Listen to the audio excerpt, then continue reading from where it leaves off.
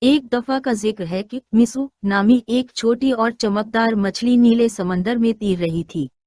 اچانک اسے ایک چمکتا ہوا بلبلا ملا جس کے اندر ایک قدیم نقشہ چھپا ہوا تھا۔ میسو نے سوچا، واہ، یہ تو کسی بڑے خزانے کا راستہ لگتا ہے۔ میسو نقشہ لے کر ساحل کے قریب پہنچی جہاں اس کا دوست ہاتھی ہنڈی موجود تھا۔ ہنڈی اپنی سونٹ سے پانی اڑا رہا تھا۔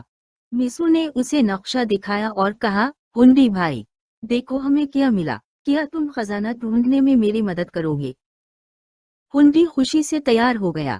اس نے میسو کو ایک پانی بھرے پیالے میں رکھا اور وہ دونوں جنگل کی طرف روانہ ہوئے۔ راستے میں انہیں بندر بندوبست ملا جو ایک اونچے درخت کی شاخ پر جھول رہا تھا۔ میسو نے اسے پکارا اور مہم کے بارے میں بتایا۔ بندر بندوبست بھی ان کے ساتھ شامل ہو گیا۔ جب وہ گھنے جنگل کے بیچ پہنچے تو وہاں ان کی ملاقات چالاک لومڑی لوم سے ہوئی۔ لوم نے نقشہ دیکھ کر کہا، یہ راستہ بہت مشکل ہے، لیکن اگر ہم مل کر چلے تو خزانہ ضرور مل جائے گا۔ لومڑی لوم نے صحیح سمت بتائی اور ہاتھی ہنڈی نے اپنی طاقتور سونٹ سے راستے میں آنے والی بڑی بڑی جھاڑیوں کو ہٹانا شروع کیا۔ ہنڈی اور لوم ایک دوسرے کو مشورے دے رہے تھے تاکہ کوئی راستہ بھٹک نہ جائے۔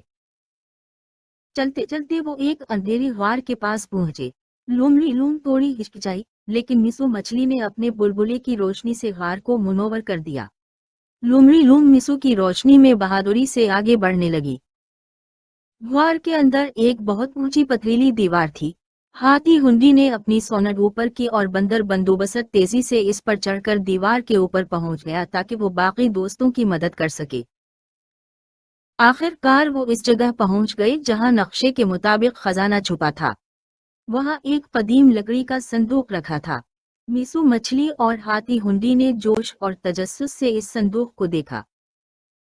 لومڑی لوم اور بندر بندوبست نے مل کر زور لگایا اور صندوق کا ڈھکن کھول دیا، لیکن وہاں سونا چاندی نہیں تھا، بلکہ ایک بڑا سا آئینہ اور ایک رقعہ تھا جس پر لکھا تھا، تمہارا اصل خزانہ تمہارے ساتھ ہے۔ میسو مچھلی مسکرائی اور اسے سمجھ آ گیا کہ سارا راستہ ایک دوسرے کا ساتھ دینا اور مل کر کام کرنا ہی اصل خزانہ تھا۔